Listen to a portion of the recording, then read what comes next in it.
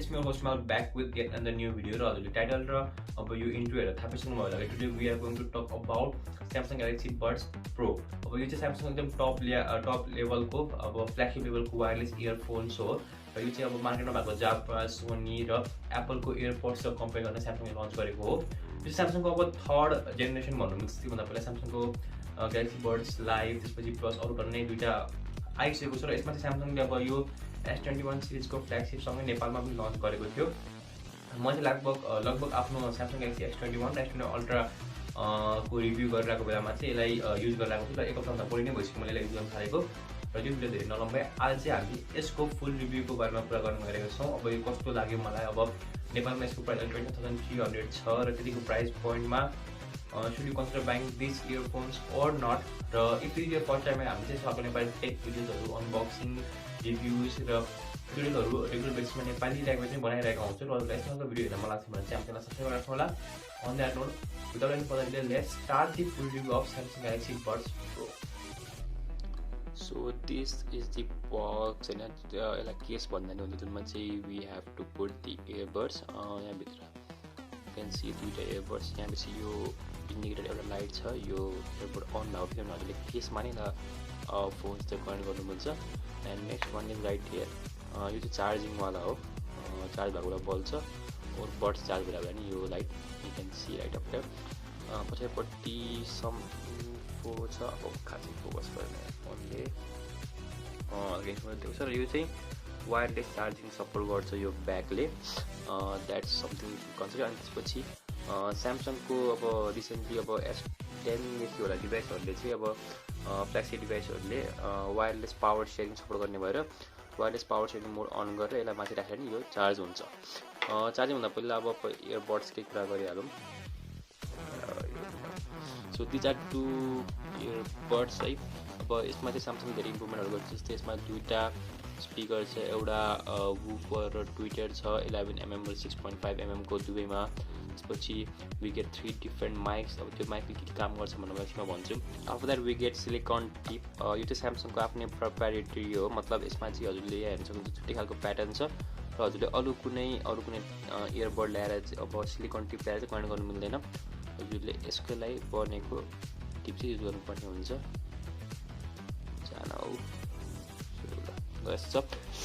This was all about the buds धेरै भारी पनि छैन र यो दुवैमा 63 mAh को ब्याट्री छ र राइटको लागि त राइट लेखेको छ भने लेफ्टपट्टि एल लेखेको छ फोकस छैन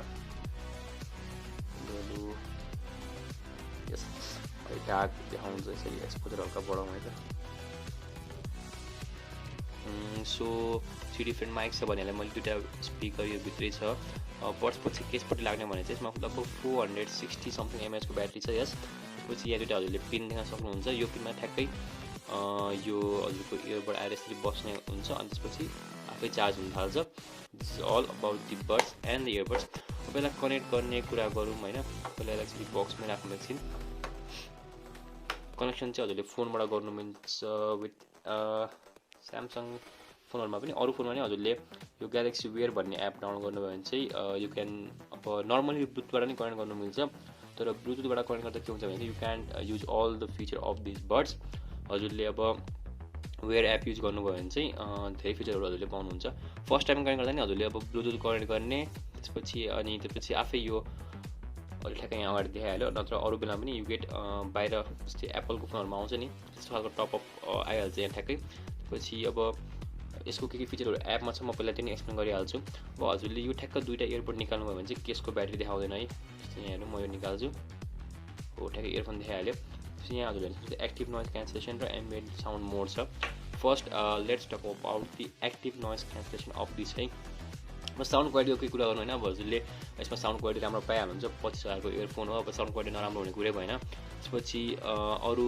हजुरले यसमा इक्वलाइजरबाट धेरै अब जस्तै नर्मल बास जसलाई बेस पनि भन्छन् you can just tweak it from here soft dynamic अलग अलग खालको इक्वलाइजरहरू यहाँ छ त्यसपछि अरू मलाई एकदम अचम्म लागेको कुरा चाहिँ के भने यसमा चाहिँ इयरबडको नि सफ्टवेयर अपडेट आउँछ मैले फर्स्ट टाइम यसलाई कनेक्ट गर्दा चाहिँ सुरुमै एउटा 2 MB जतिको अपडेट आएको थियो अपडेट इन्स्टल गरेपछि चाहिँ मैले नर्मली यसलाई युज गरेर आएको छु त्यसपछि एक्टिभ नोइज क्यान्सलेसन।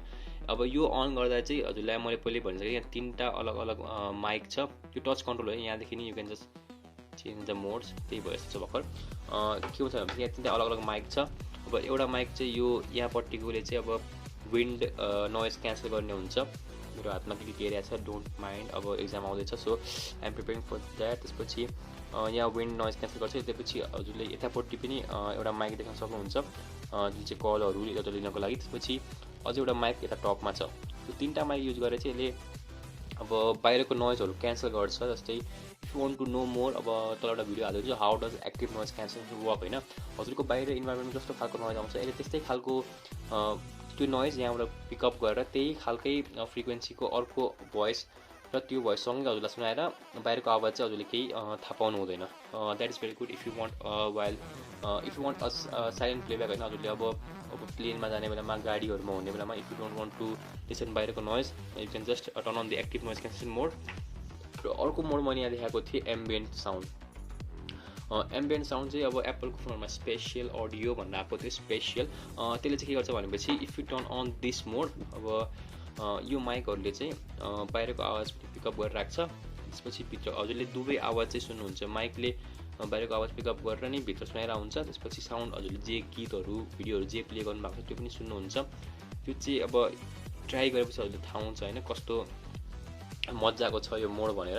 यो चाहिँ मलाई एकदम सही लागेको थियो।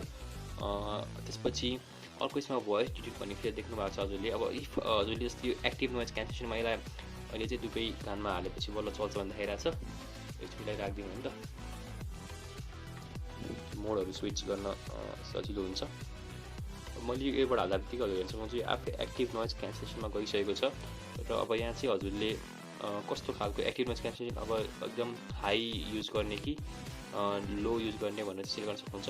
अब यो हजुरले बार बार यो एम्बियन्ट मोडमा गइरहेको छ किन भनेर सोचिराख्नु भएको छ भने चाहिँ यसमा के हुन्छ भनेपछि यसले चाहिँ एक्सिलोमिटरहरू युज गरिरहेको छ स्यामसङले इयरबडमा।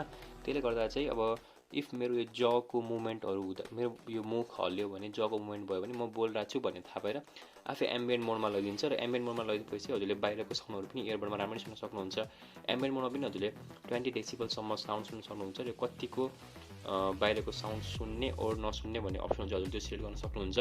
अब भोइस डिटेक्ट भन्ने चाहिँ के भनेपछि इफ यो इयरबड एक्टिभ नोइज क्यान्सलेसन मोडमा छ ओर नर्मल मोडमा छ, भोइस डिटेक्टले के गर्छ भनेपछि यसले हजुरले बोलेको थाहा पायो भने आफै एम्बियन्ट मोडमा लगिदिन्छ। इफ हजुरको नजिक आएर कोही बोलिरहेको छ, हजुरको यस्तो बोल्न थाल्नुभयो भने चाहिँ आफै यो भोइस डिटेक्ट गरेर यसले एम्बियन्ट साउन्डमा लगिदिन्छ। त्यस्तो भएपछि अब हामी जेनरली इयरफोन लगाएर बोल्दा एकदम ठुलो आवाजमा बोल्छौँ, त्यस्तो अब प्रब्लम हुँदैन किनभने हजुरले आफ्नो आवाज पनि मजाले क्लियरली नै सुन्न भएको हुन्छ।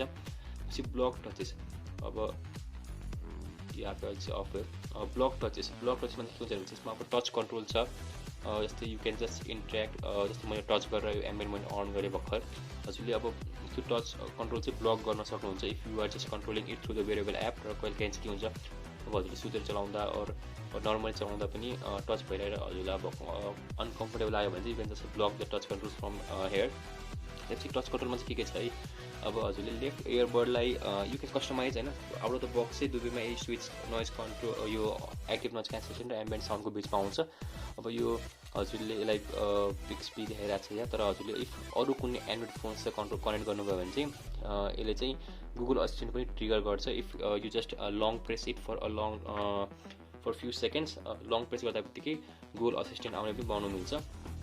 अरू volume off volume down setting पनि हजुरले यहाँ देखिसक्नुभयो। That's all about the touch control. अनि कल आउँदा उठाउनु मिल्छ। त्यसपछि इफ कुनै युट्युब भिडियो प्ले भइरहेछ भने चाहिँ अब हजुरले सिङ्गल ट्यापले पज, त्यसपछि डबल ट्यापले नेक्स्ट भिडियो, ट्रिपल ट्यापले प्रिभियस भिडियो हो, यो सेटिङ पनि हजुरले गर्न मिल्छ। त्यसपछि next we have read notification loud. यसले चाहिँ के हुन्छ भनेपछि यो सबै एपहरूबाट आएको नोटिफिकेसन चाहिँ इयरबडले हजुरलाई बोलेर सुनाइदिन्छ फोनमा। र यो read loud while using phone use गरेर पनि हजुरलाई यस्तो फिचर चाहियो भने चाहिँ अन गर्ने, नत्र अफ गर्दा पनि हुन्छ।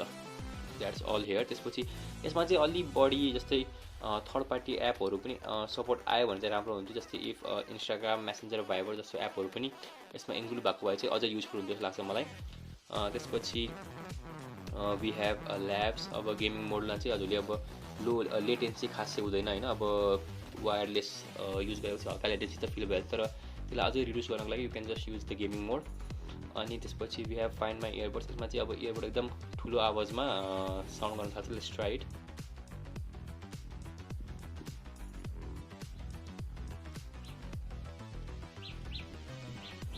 त्यति खासै ठुलो छैन आवाज, तर त्यही पनि हजुरले अब इफ नजिकै कतै भएर नि भेटाउनु भएको छ भने चाहिँ it can really help you to find those earbuds. एपमा चाहिँ यति हो। अब यो सबै फिचर चाहिँ हजुरले अब आफ्नो एन्ड्रोइड फोनमा सिधै प्ले स्टोरमा गएर ग्यालेक्सी वेयरेबल एप, जस्तै मैले यो फोन त्यसपछि मी भन्ने रेडमी K20 प्रो र अर्को स्यामसङको S21 अल्ट्रासित सँगै युज गरेको थिएँ। अब स्यामसङको फोनमा चाहिँ हजुरले सिधै वेयरेबल एपबाटै कनेक्ट गर्नु मिल्छ, र एन्ड्रोइड फोनमा चाहिँ प्ले स्टोरमा गएर you can just search for the wearable app, अनि एउटा सानो प्लगइन हुन्छ, त्यो चाहिँ यही भित्रबाट हजुरले सिधै प्लगइन डाउनलोड गरेर कनेक्ट गरेपछि मजाले सबै फिचरहरू चल्छ। र ग्यालेक्सी मैले चाहिँ फर्स्ट टाइम यति महँगो लाइक इयरबड युज गरेको फर्स्ट टाइम नै हो, र मलाई चाहिँ यसको एक्सपिरियन्स राम्रो लाग्यो होइन। एक्टिभ नोइज क्यान्सलेसन र एम्बियन्ट साउन्ड चाहिँ अब यस्तो फिचर हो कि हजुरले अब युज गर्नै पर्छ यो सब एक्सपिरियन्स गर्नको लागि। मैले जति राम्रो छ यस्तो यस्तो हुन्छ भने पनि हजुरले अब यो आफै युज गरेर एक्सप्लेन गरेपछि थाहा पाउनुहुन्छ कति राम्रो छ भनेर। तर अब लाइक मैले एप्पलको एयरपड्स चाहिँ चलाएको छु, तर प्रोवाला चाहिँ चलाएको छैन। अब त्यसमा चाहिँ एप्पलले एक्टिभ नोइज क्यान्सलेसन अनि अरू के टर्न फिचर लिएर आएको थियो, र मैले मोस्टली अब अरू युट्युबरहरू जस्तै ग्याजेट बाई, त्यसपछि अब GSM एरिना योहरूको रिभ्यू हेर्दा पनि तिनीहरूकोमा के पाएको थियो भनेपछि यसको एक्टिभ नोइज क्यान्सलेसन चाहिँ एयरपड को प्रो खालको चाहिँ छैन, तर इट्स इम्प्रुभिङ कम्पेयर टु स्यामसङको बड्स लाइभ ओर बड्स प्लस। त्यसपछि एम्बियन्ट साउन्ड चाहिँ यसको राम्रै भनेको थियो रिभ्यूहरूमा, र अर्को एउटा चाहिँ यसमा के फिचर छ भनेपछि 360 अडियो।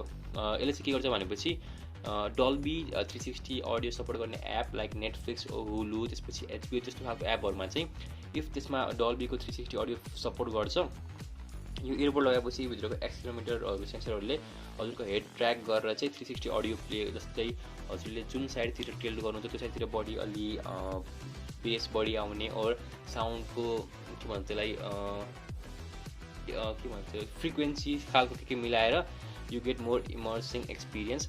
सो फिचरहरू टन्नै छ यसमा, तर प्राइस पनि 25K छ अहिले अब नेपालमा। र इफ हजुरले चाहिँ यो S21 और S21 सिरिजको जस्तै S21 प्लस, S21 अल्ट्रा कुनै प्री बुकिङ गर्नुभएको थियो भने चाहिँ you get offers in this. S21 ultra लिनुभयो भने त यु गेट टु चुज यो फ्रीमा लिने कि स्यामसङको ट्याब A7 और एनी अदर वेयरेबल जस्तै स्यामसङ ग्यालेक्सी वाचहरूमा हजुरले डिस्काउन्ट पाउनुहुन्थ्यो। सो अब स्यामसङको डिभाइस छ भने चाहिँ I would consider you to go with this. अब इफ यु आर इन स्यामसङको इको सिस्टम, अब हजुरले स्यामसङको वेयरेबल एप वेयरेबल जुन चाहिँ अर्को वाच छ त्यो युज गर्नुहुन्छ भने चाहिँ you can get most out of it. तर अरू एन्ड्रोइड फोनहरूमा नि यसको फिचरहरू चाहिँ त्यति खासै के भन्छ, जस्तै एप्पलको एयरपड्सको प्रोको हजुरले पुरै फिचर युज गर्न यु वान्ट एन आइफोन होइन, हजुरले आइफोन हुनैपर्छ, तर यसमा त्यस्तो खासै छैन। हजुरले अरू कुनै नर्मल एन्ड्रोइडमा पनि यसको मोस्ट अफ द फिचरहरू हजुरले सजिलै वेयरेबल एपबाट युज गर्नु मिल्छ। सो इट्स अ गुड एट्रेसन होइन। अब एन्ड्रोइड डिभाइसहरूको लागि पनि राम्रो इयरबड्स स्यामसङ लिएर आएको छ, र हेरौँ यसको अर्को जेनेरेसनमा स्यामसङ के इम्प्रुभमेन्ट गर्नेछ। र अझै एउटा फिचर चाहिँ मैले देखाउन बिर्सेँ, जुन चाहिँ मैले पहिला भनेको थिएँ यसको पावर सेयरिङ वाला। जस्तै यो S21 मा पावर सेयरिङ सपोर्ट गर्छ, जस्तै वायरलेस पावर सेयरिङ।